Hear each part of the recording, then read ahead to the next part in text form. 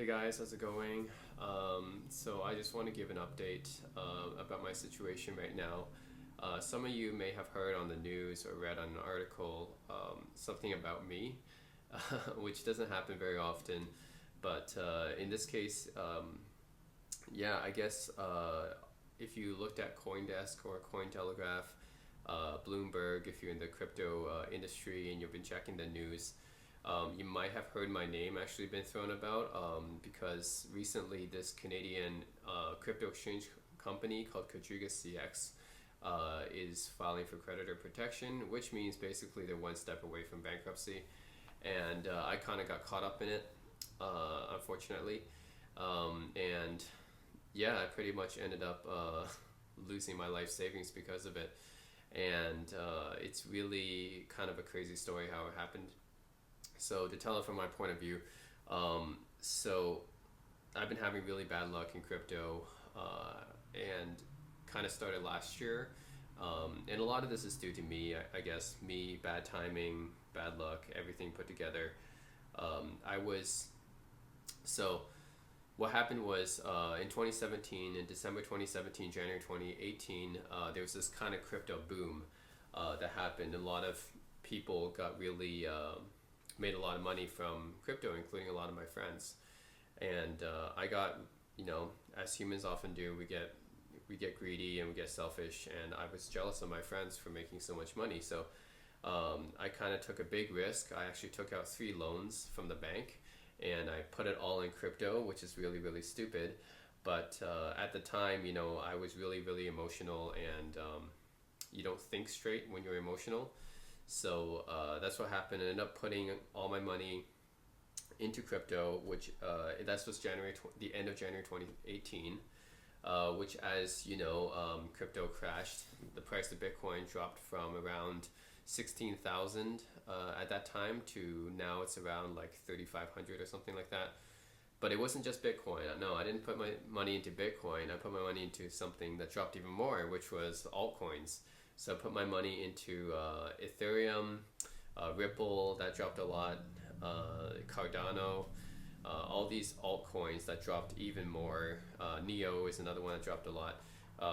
ICX, like I put all my money into these coins that dropped like a massive amount. I'm talking like 95% now. So I'm pretty much down like 95%. And since I took out 3 loans, I was pretty much paying it all back with my paycheck every month. And that wasn't a good situation. That was basically over half my paycheck every month was going to paying off those loans, and the other half was going to my mortgage. So I had basically no money to really save last year. So I had to make the decision to sell my apartment in San Francisco, right? So a lot of people read this article and they thought, well, how could this guy have so much money? And some people have sympathy for me. Other people got really angry at me. Other people said, oh, this guy's an idiot. This guy's stupid for putting, his life savings into this crypto exchange, this Ponzi scheme. And so some people had sympathy, some people didn't. Some people calling me an idiot. Some people got angry at me. So I've dealt with all this online. There's a lot of internet people in the community talking about it. And I've read some of it. Some of it's pretty harsh, but some of it is true, I think.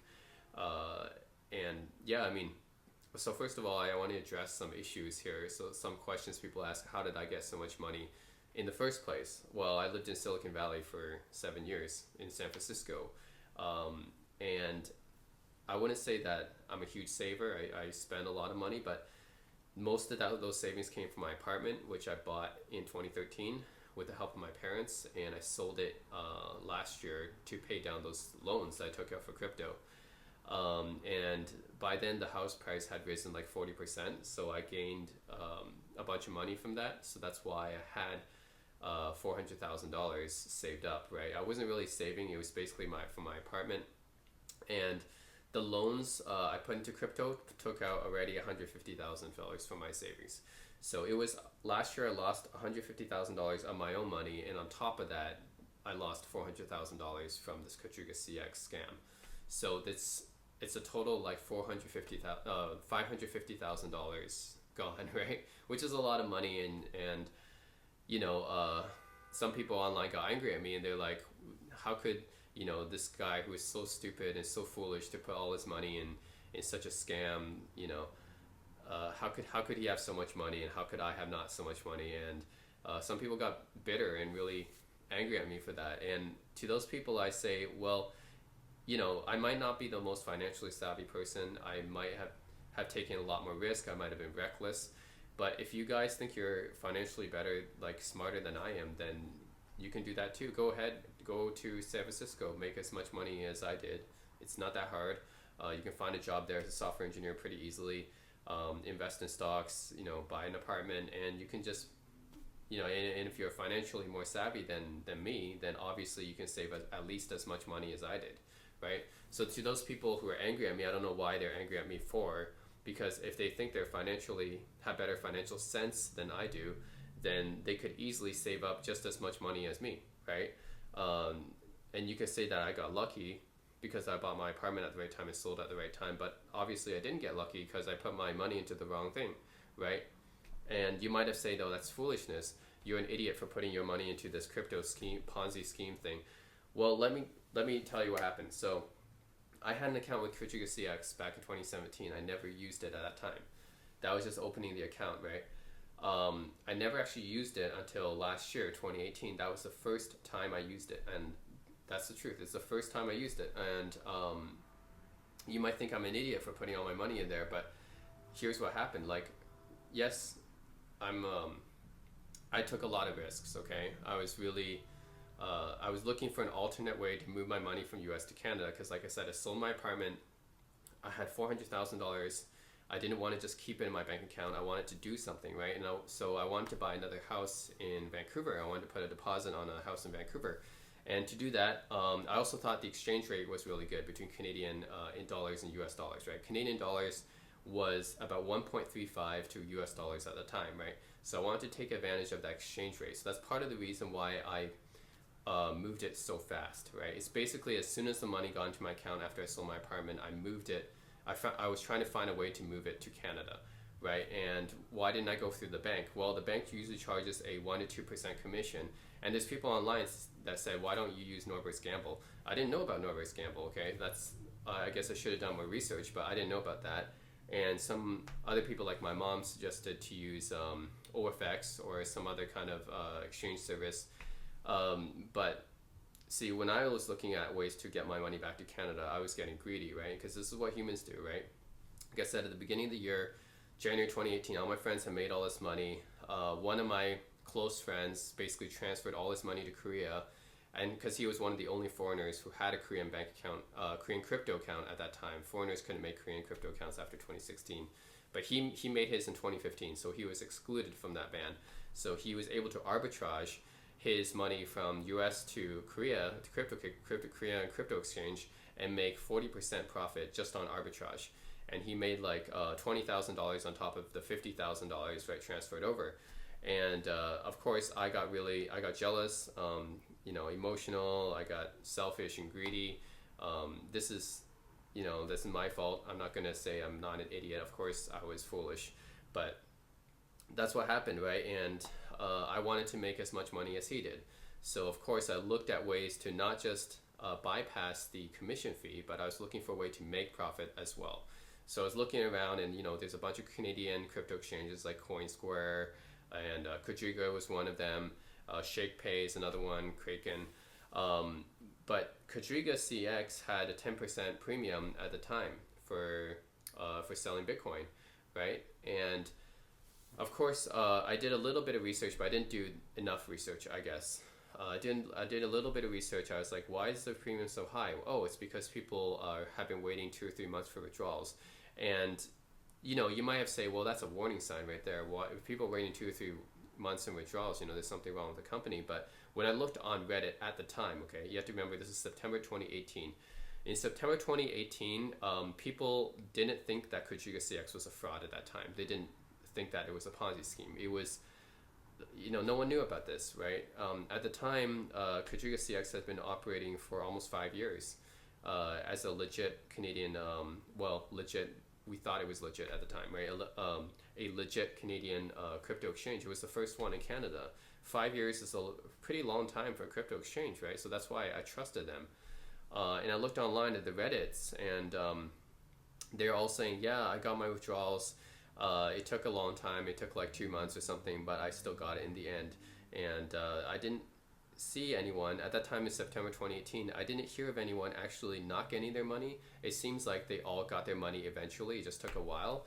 So I thought, well, okay, if I can make 10% after waiting 2 or 3 months, I'm okay with that, right? I have some time to wait. I can wait 2 or 3 months to make 10%, right? And I didn't think about not getting my money back because these people all got their money, and Quadriga had been operating for 5 years at the time. How was I supposed to know that they would, be insolvent as they are now? So I transferred my money to Quadriga, immediately sold it into fiat, into Canadian dollars, right? At the time, I didn't know this was quad bucks. This is in their terms of service that who really reads the terms of service anyways? I thought it was Canadian dollars, right? So that's why I put so much money in there. Usually people say, don't put all your eggs in one basket. Don't invest what you can't afford to lose, not your keys, not your coins, stuff like that. I didn't keep it in crypto, right? I learned my lesson from crypto last year. I lost $150,000, not just from the crypto crash, but from like ICO scams, masternode scams, like all these different scams. There's like users Telegram scams going on last year, and I lost a lot of money from that. So I learned not to take risks with crypto. So I sold my Bitcoin. I bought it in the US. I sold my Bitcoin in QuadrigaCX in Canada immediately after I transferred it into fiat, right, into Canadian dollars, and I immediately withdrew it. But what I didn't know was, like, I thought, okay, I'm gonna wait 2 or 3 months. That's fine because that's the way it's been going last year. I thought I would get my money back just like all those other people last year, right? I didn't know that what happened, and I don't think anyone could have predicted this.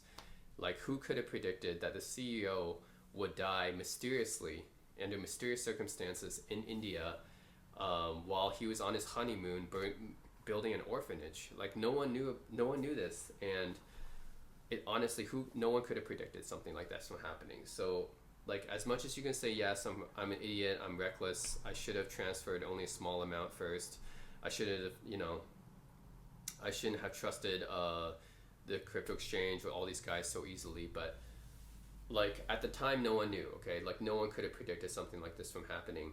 And if I used CoinSquare, if I used Kraken, if I used ShakePay, I could have got my money, but it's just, I used the wrong exchange at the wrong time, right?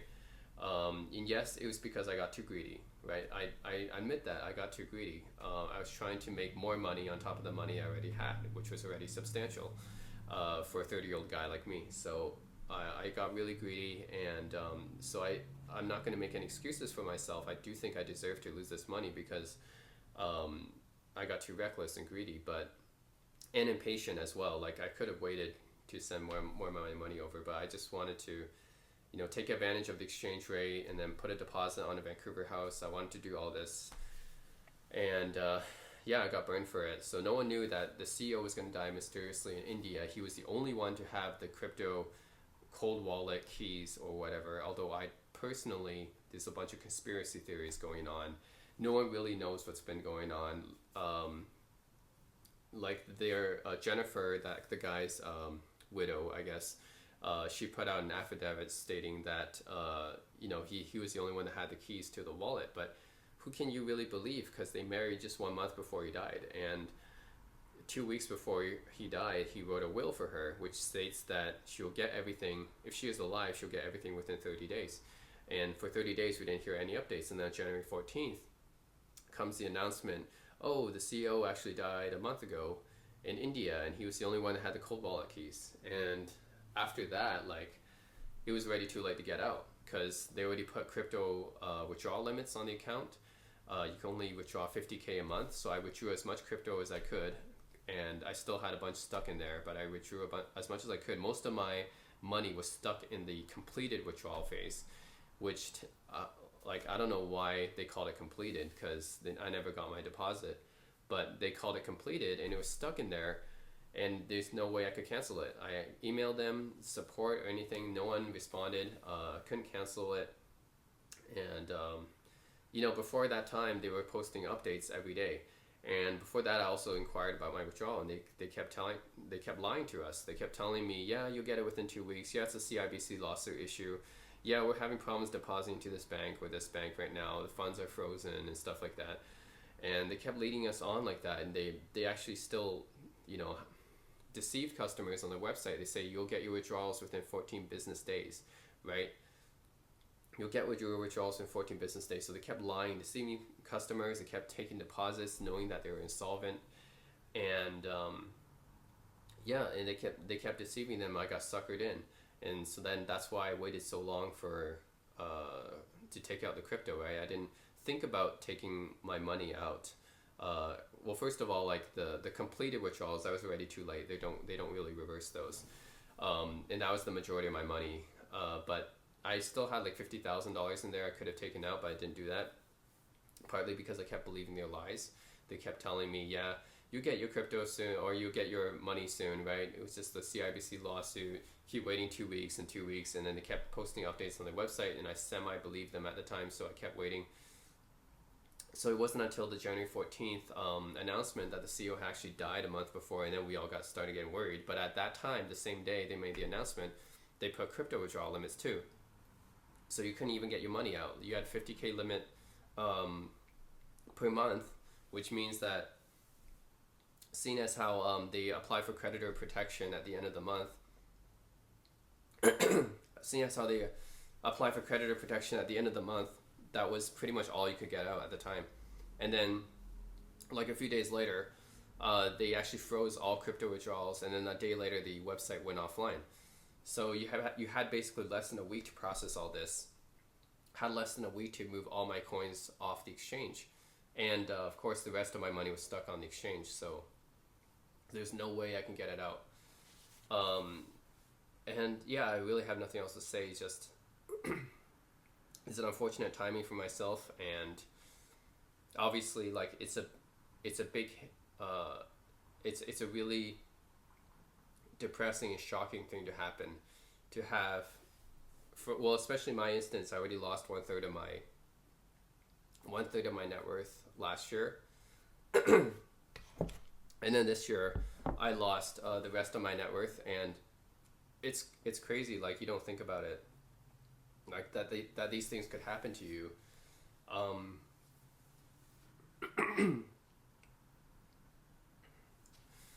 Sorry, having trouble swallowing right now, but you don't think about these things happening to you. Like, you hear about these stories of other people losing their money in these kind of schemes, but you don't think it could happen to you. And then it's so surreal, right? So I was in shock for the first few days after I heard this, and I kept praying, I kept hoping that, oh, this company will be legit, but they're not. And the more I hear about them, the more shadier things get, right? Now I heard that they're hot wallets. They're still sending money to these different mixers and these different exchanges. They might not have had a cold wallet at all. They might have been a Ponzi scheme this entire time.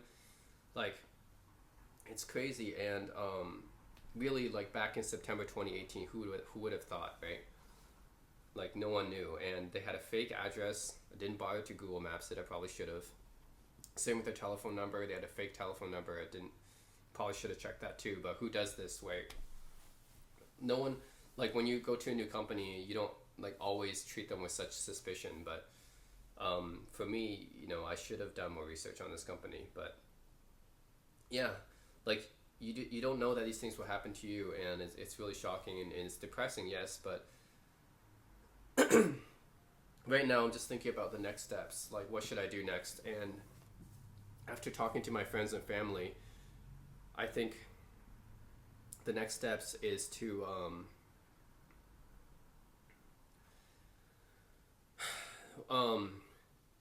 so I think what I need to learn from this lesson, first of all, I never learned my lesson after I lost the $150,000 last year, and I should have learned from that lesson. I should have learned not to be impatient or greedy or selfish, and I didn't learn from that lesson, and obviously I paid the price for it, the ultimate price, which is to lose the rest of my money. Basically my apartment for nothing. But on top of that, I think it's not all about money. I had to think about life as life is about the experiences you have with people. It's about the experiences you have for yourself and sharing it with others. And when I think about the happiest times in my life, whether it be living in Korea or back in 2012, back when I wasn't making a lot of money in San Francisco, those were actually the happiest times in my life. And when I look back on those times, I realized I don't actually need money to be happy. Money is just, other people judge, like, especially Asians, they judge people so much based on money and your material wealth, but it's actually not that important. It's not that important. Like, this, I think the happiness is the most important thing. And I would rather, like, last year, even though I had all this money, even though I had my apartment, even though I had all these electronic gadgets and stuff, like, I wasn't truly happy because I guess I was lonely. I didn't have anyone around me. All my friends moved out of San Francisco, and I think the environment and the friends are way more important. Having people that you can have experiences with, you can share your time with. I think that's way more important than actually making a lot of money. So for me, this is a realization that I shouldn't be greedy. I shouldn't be so obsessed with money when I should be the most important thing actually should be your environment and spending it with the people you care about, family and friends. So I think this is a good life experience for me. And obviously, like, I made a huge mistake, and I am an idiot. I'm not going to say those Redditor trolls are wrong or anything. They're right. I was foolish. I was stupid. I was reckless. I shouldn't have, sent all my money at once. Like, those are all things that, I could have taken more precautions about. But at the end of the day, this happened to me, and you can't go back to the past. So you have to learn from your mistakes, and you have to be stronger. And so I have to rebuild my life from now on and start over from scratch right now. I went from having almost $700,000 net worth at the beginning of last year to less than $10,000 now. So I'm at literally a fraction. I have literally a fraction of what I had last year. And it's crazy to think about that, right? How could someone lose so much money in just a year? But that's what happened, and I don't have a job anymore, so I'm still looking for a job. My girlfriend broke up with me. Like, all these other things happened, as well as losing my apartment and my money. So I had to think about a way to recover and get stronger from all this, and that's the thing I've been thinking about. Maybe I didn't need all of this to be happy. Maybe it never helped my happiness at all. When I was living in Korea, I didn't even have a bed. I didn't have a mattress. I slept on the floor. I lived in a 200 square foot office tel in like near Seoul University, and I was happy back then. I didn't think much about it, and like, I realized I don't need money to be happy. It's a distraction, really. And in some cases, it can actually make you put too much emphasis, like, especially from Asian people who always think money is the most important thing. It makes you put emphasis on something that's not really that important in life. It's not the thing that I should strive for. It's like, yes, having money, of course, if you have more, the better. You can live more comfortably and stuff, but it's not the thing that makes me happy, at least. Maybe it makes some other people happy. I mean, maybe that's why other people in the Telegram and Reddit that I talked to, they lost much less than I did. I lost 400,000 US. They lost, I don't know, like 3,000, or even less than $1,000, and they were much more affected than I am. And I think the reason is because money means different things to everyone. For me, because I'm not married, I don't have kids or anything, happiness never really was that tied to money for me. I mean, I just need enough to survive on, but I don't need to have, now I need to think about it. So I don't need to have that beautiful San Francisco apartment. I don't need to have, a bunch of savings lying around. I didn't need to have those things. I don't need to have all these gadgets and stuff that I review all the time. It's just, it's a distraction, Like, I had a PS4 and TV in my San Francisco apartment that I almost never used. Like, I only used it when my friends was over. I had like over 100 games I never even played. Or I just played it for like 20 minutes and that was it. Like, I didn't need any of that stuff. I didn't have a TV. when I was in Korea. I didn't have it. I didn't need any of that. Because if the environment is good enough and you have good friends around you, you don't really need any of that stuff. You don't need that materialistic stuff. You don't need a lot of money to live on, but you can still be happy because you have the good environment and good people around you that care about you. And I think that's what I have to learn from this experience is don't be too greedy. Don't be too greedy.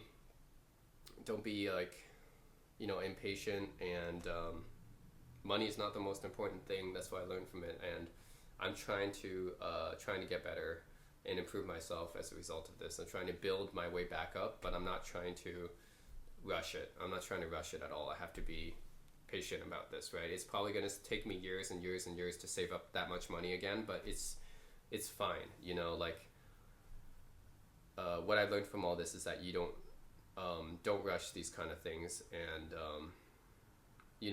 the good things that take time, like if you take the time to do certain things the right way, like that's like way better than like if I go back to the US and I try to make this money back as fast as possible.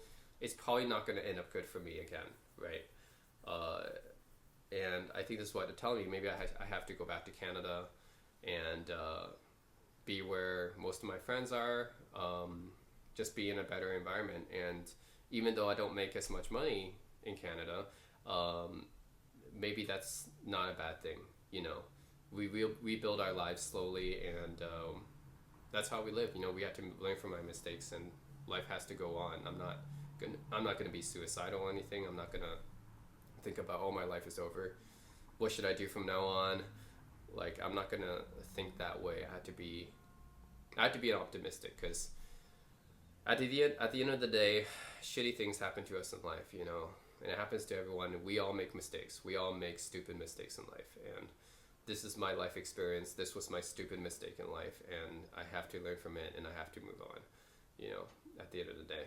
And yeah, I know there's a lot of online commentary talking about my stupidity and stuff like that, and yeah, I mean, you guys might be right, and I have to be completely honest and transparent about it, that like I put a lot of blame on myself as well. But it's no use. I just say don't be angry as someone who lost their money, because it's not even your money. Like, I don't know why people would be angry at me for losing my money. It's not related to them, but that's what I don't understand. But I think those people really need to get a life. But for me, yeah, I just gotta find a way to build myself back up and do things better this time. So that's it, guys. That's my update for the QuadrigaCX. What happened? I still don't know whether I'm not gonna get my money back. Obviously, I'm part of a law firm right now, and it might take years and years, who knows how long, and probably only get like 10% back at best. But yeah, I mean, this is life, or God, or karma, or whatever you want to call it, teaching me a life experience that, teaching me a life experience that I have to learn from. So you get stronger and you move on when something like this happens, and that's been my takeaway from it. So anyways, guys, it's my update on the QuadrigaCX situation, and thanks for watching this video.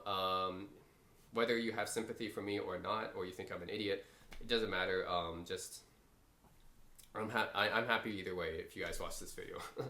If you get a takeaway from it, then that's all the better, right? All right, thanks, guys, and stay tuned. And I'll keep doing gadget reviews as I get in. I just probably won't do as many as before, because obviously I'm short on cash now, and probably won't get to that as much. But yeah, that's it. Thanks for watching, and subscribe if you like my videos. Okay, one more thing I want to say is that in retrospect, it's easy to see that something's a mistake. Hindsight's always 20/20, but at the time, it's really hard to predict, and no one could have really predicted something like this would have happened to me or anyone else, right? But also, just to give you guys a little thought, crypto it is a really risky industry, and there's a lot of scams. I've been part of I've been scammed so many times now, not just by Quadriga, but by other like ICO scams, masternode scams, all these different Ponzi schemes. Thankfully, not part of BitConnect, but a lot of other scams as well. But I think overall, this is just because the unregulated nature of the industry. It makes it so easy for people to scam others. But I think there are definitely good people in the crypto world as well. And just like a few days ago, some guy messaged me on LinkedIn. His name is Matthew Whitcomb, I believe. He's the CEO of this BTR, which is Bitcoin Romania, and I was skeptical about him, but he offered to help me out, and he already set up a GoFundMe page and everything for me. I didn't even ask for that. He set that up for me and started giving me, more recognition, I guess, publicity for people to help out my cause, and I'm really grateful, and I really appreciate that. So yeah, just to let you guys know that, I mean, just because there are some really bad apples in the industry doesn't mean that everyone's a bad apple.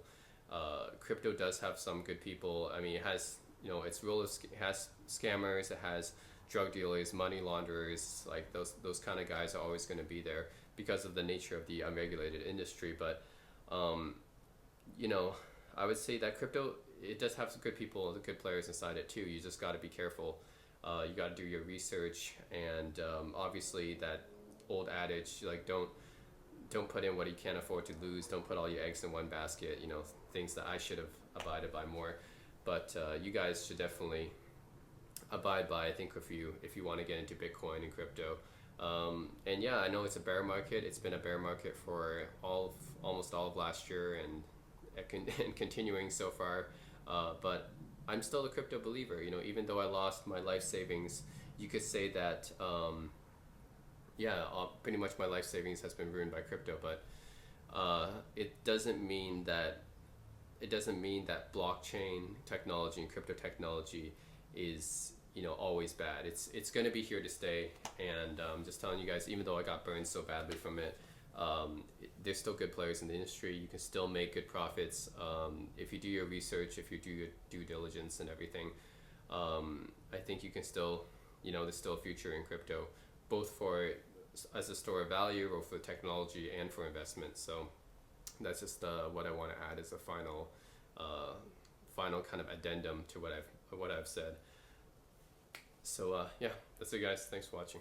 If you have any questions, feedback about my story, or if you want to talk about anything else, just let me know in the comments below.